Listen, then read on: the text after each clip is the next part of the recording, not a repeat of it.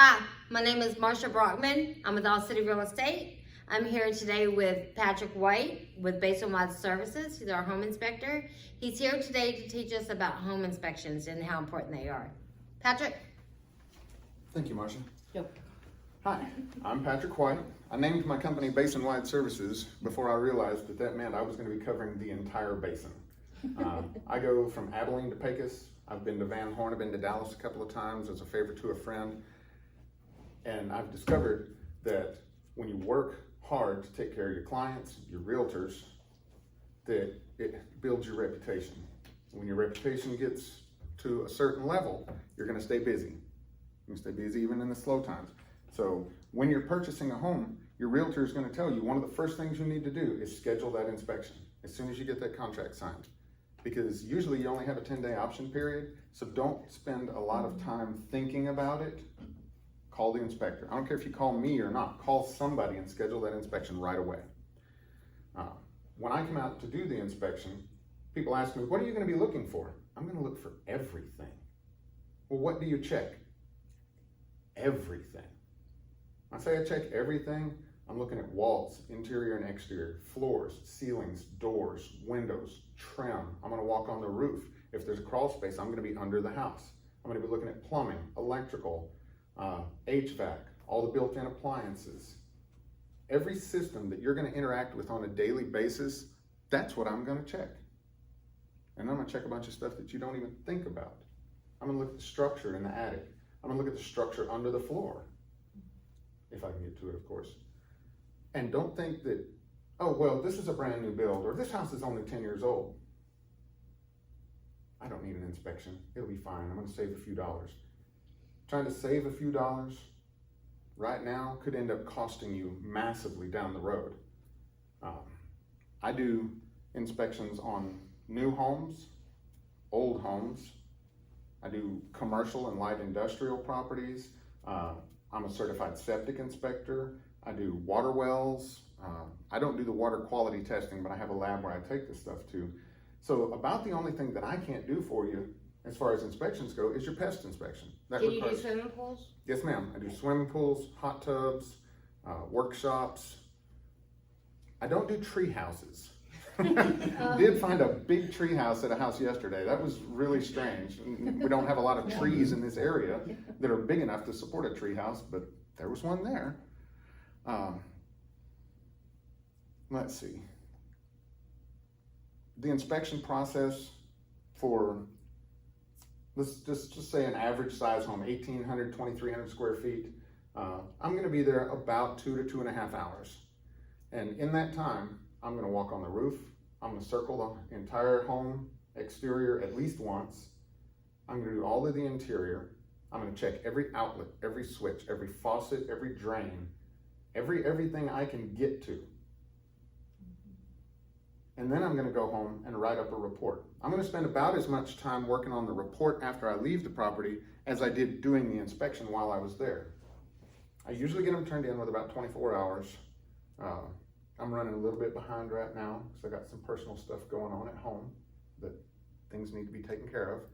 But I always stay in contact with my realtors.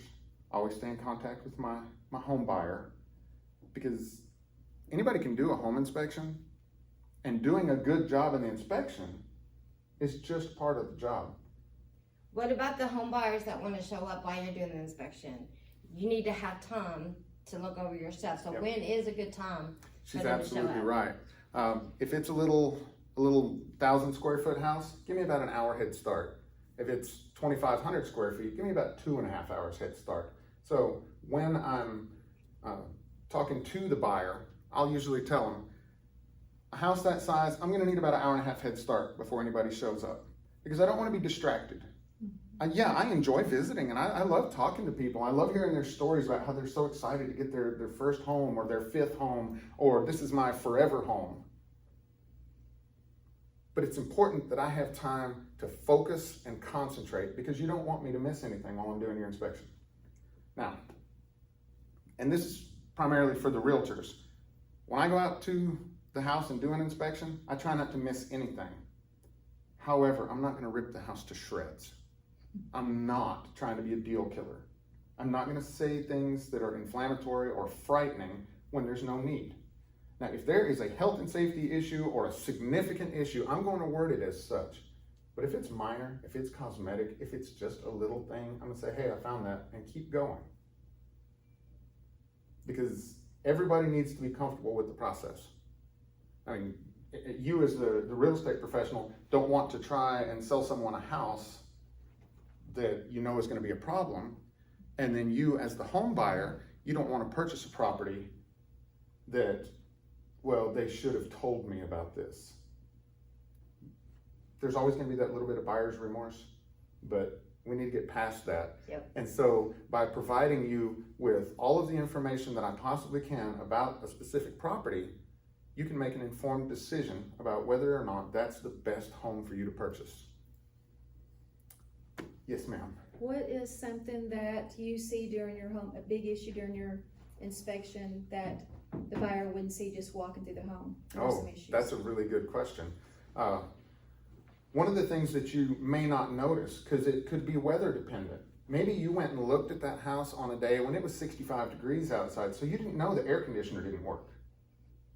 Or maybe you went during the summertime when it was 104 outside, so you didn't know the furnace didn't work. Or maybe the pressure relief valve on the water heater isn't installed properly. You're not gonna know that just from walking by the closet, even if the door's open.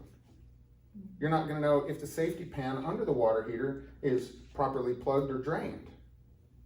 You're not gonna know what any of the plumbing in the attic or under the crawl space looks like. You're not gonna know what any of the structure in the attic looks like. Because how many times when you go to buy a house do you crawl up in the attic? Or get in the crawl space under the house? Never. That has never ever happened that I'm aware The of. same thing with those little heaters in the bathroom, the old tiny Yep. gas ones. I always write That those up. causes issues. Yep, I always write those up and say that they should either be rendered inoperative or removed because they are no longer considered safe for use in a confined space. In the 1950s, it was common to have gas heaters. And earlier than that, you would have a gas heater in every room of the home, and none of them were vented to the exterior. When I say that now, people are like, wait a minute, gas appliance that doesn't have an exhaust outside? Yeah, and it was considered normal. We've kind of changed how we do things over the years. The houses are much more airtight now. Back in the 1950s, you'd get all those gases in the house and they would leak out because insulation was a luxury that most people didn't I have. remember the smell of my grandma's. It was horrible. Yeah. The smell. You go in someone's house and just that gas smell would nearly knock you over. Yep. A lot of times I'll find, if it is an older home, when I get in the crawl space and I get under the house, I'll find the remnants of that big gas floor furnace. Because when they put a central heating and air system in the home, they put it in a closet or up in the attic or on the roof or something. And instead of removing the old gas furnace, they just cut it loose, let it fall down, and patched the hole. It's okay, that's fine, I don't care, but you're never getting that thing out of there now. It's always gonna be there. And you need to make sure that all those old gas lines and stuff are not deteriorated, rusted, broken. Plumbing leaks is a big deal. Because how many times do you go and look at an old house in an established neighborhood and it says fully renovated, fully updated, new electricals, new plumbing? I'll get under the house. Yeah, there's some new electricals. They put in a new panel, but it still has all the cloth wrapped wiring from 1952. So nothing is grounded. You're not gonna have any ground fault circuit interrupters for your bathrooms, kitchens, or exterior outlets. And yeah, they installed some new plumbing, but only on the supply side. So they replaced all the old copper or cast iron or even PVC if it's been updated, in the last 40 years, with PEX, the polyethylene, cross-linked polyethylene pipe, the flexible red and blue pipes. Man, that stuff's awesome. I love it. But they didn't do anything with the drains. Or some of the drains have been changed to PVC, but then you've also got the old cast iron stuff. And these are things that you're not gonna see walking through the house because they can make the interior just as pretty as can be and then not touch anything structural, plumbing, electrical. But to the casual observer, it looks like a modern home. Those are just a few of the things that I'm gonna notice as an inspector that the average layperson off of the street wouldn't know. What else would you like to know, Marcia? That's pretty much it. I think it's important when you do your home inspectors, you don't get one that beats around the bush. You want one that's just straight on. He's going to tell you like it is. Yeah, I will. I'm going to tell you exactly like it is, but I'm not going to make mountains out of molehills. I'm not going to make things more scary than they need to be. If there's, an issue, then I'm going to tell you, okay, this is a thing. I find it in almost every home that I do, especially older homes that have been renovated. You don't need to worry about it. If it's bothering you, do something about it. If it's not bothering you, don't worry about it. This issue over here, this needs to be addressed before you go to closing. This needs to be taken care of because it's a health, safety, structural, whatever issue. I'm going to let you know what the important issues are. And of course, as a realtor, as a broker, or as the buyer, you've got my number and you can call or text me anytime. If I'm not asleep or in a movie with my wife, I will answer you right now. I do have one more thing. When people get home inspections, for some reason, they think that everything on that report needs to be done. Nope. Everything. No, that is a common misconception too, and I'm glad you brought that up, because a lot of times I'll do an inspection, complete the report, submit it to the realtor, and the client wants a copy of the report as well. A lot of times the report just goes to the realtor so that the realtor can sit down with the client and explain it. Because if I send the report directly to the client, which I can do, no problem, I don't mind, the client is going to sit down and look at it and start flipping through pages and be like, oh my gosh, I had no idea this house is about to collapse. No, there's just certain things I have to put in the report. So there's going to be pictures of the water heater. What's wrong with the water heater? Nothing. I'm proving to you that I looked at it. Here's a picture of the water heater. Here's a picture of the data plate. I'm going to tell you when it was made, how many gallons it is, and any problems that it has. Why'd you take a picture of the air conditioner? To prove that it's really sitting on a concrete pad and it's level and that there's no issues with it. Oh, okay. Well, you took this picture in the attic. That's because I couldn't find anything wrong, and I wanted to prove to you that I really went in there. But he'll put it in there, even if like the toilet is the shaky and needs to be screwed down or something, it goes on the report. They put everything. Yep. If there's a light switch cover that's cracked, it'll be in the report. If there's an outlet that's a little bit floppy, it'll be in the report. If there's an outlet that has the little plastic under the grounding electrode cracked or broken off, it'll be in the report. Are you going to fix that? Probably not. The drywall flaws and minor cracking and nail pops and all these little cosmetic issues that we get on the walls and the ceilings and stuff, not all that stuff needs to be fixed. It's an old house. That's how it is. If we looked at every other old house on that block, you'd find it in every other house. So you don't have to fix everything. And when I go out to do the inspection, I have clients come up to me afterwards and like, so did it pass? Yeah, Yep. Exactly. It passed. Oh, so there's nothing wrong. No, there's lots of things wrong, but it's not a pass-fail. It's like buying a used car. You go and look at it and you're like, I like this car. I'm going to buy this car. Well, then you take it to the mechanic and have it checked out first. And he tells you, well, you can see the parking lot dings up and down the doors. And you got a taillight that doesn't work. And there's a leak in the radiator and stuff. Does that mean that you're not going to buy that car? No, you're still going to buy it. You're just going to have those things fixed. But you're not going to fix everything. You're not going to fix the stain on the carpet or the rip in the seat or the parking lot dings up and down the doors. Not everything has to be perfect. And again, perfect, you're never going to find it.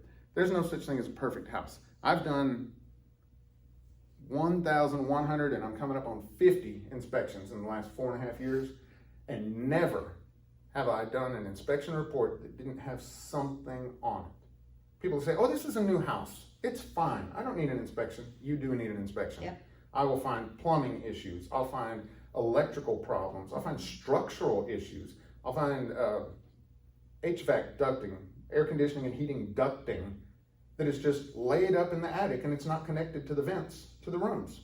So your attic is getting heated and cooled wonderfully, but the interior of the house isn't. I've seen it on the new builds where the debris gets into the lines. You're the only person who's ever lived there first night and the whole house floods. So that's what it's important to get in a home inspection done. It is. And just because someone says, oh, this house has a new roof on it, it doesn't mean it was installed properly. It could have been Joe Bag of Donuts from down the street and his buddy came over and, yeah, I got us 2 12-packs and we're gonna put a roof on this house. And it shows. So just because someone tells you, oh, it's fine, you don't need to worry about it, worry about it. Yeah, because you don't want to have a rainstorm or a freeze storm, and I don't know, the whole ceiling or the sheetrock come down. or Absolutely. water. And if you are purchasing a new home, the builder is gonna tell you, you don't need an inspection. We're gonna do a walkthrough with you. We'll get the realtor to come and do a walkthrough with us too. And we'll mark everything, we'll fix everything. You're gonna have a warranty anyway, don't worry about it. Worry about it. This is a big deal. Yeah. Buying a home is a major investment. Yeah. And Especially on new builds too, because you gotta remember, those people, they work specifically for the builder. They don't want you Exactly. coming asking them questions. So that's why realtors will tell you, you know, you should try to get a home inspection. Because you wanna make sure that you wanna know everything that could possibly be wrong, and that's why you hire them. yeah, and I'm gonna try to take care of my realtors, my buyers, everybody that's involved in the process. Let's say you fell in love with this house, you put in an offer, you called me, come out and do my inspection. I come out and do the inspection, I find some things, and you say, you know what? That's more than I'm willing to take on. I'm gonna back out of this deal. I'm still in my option period. I'm not buying this house, I'm gonna walk away. 2 weeks later, you find another house, put another offer in. Call me up. Remind me, because I will forget. Remind me that we've worked together before, just a couple of weeks ago or a couple of months ago or something, and I'm gonna give you a discount for being a repeat customer. Nice. So I wanna make money doing this, and I wanna be a successful home inspector, but I don't want to ever feel like I took advantage of anyone or screwed anybody over. Because everybody in this room knows that in real estate, reputation is everything. And you're only as good as your last job. Yep. So every day I leave the house, I try to do the best work I've ever done. And people get nervous because there's so many people involved in a transaction, but you gotta remember, realtors, we specialize with the real estate and the contracts. Lenders, they specialize with the lending process. And then you have your home inspector, which is separate than your pest inspector, because they specialize in something different. That's That very way true. since they're specializing in it, you learn a lot more because they know what they're doing. Y'all have any other questions for me? I'm good. Well, thank you very much for your kind attention, and I appreciate your time. Thank you. Hi, I just want to take a moment to thank Patrick for all that valuable information about the home inspection process. If you have any further questions about home inspections, feel free to give me a call. Thank you.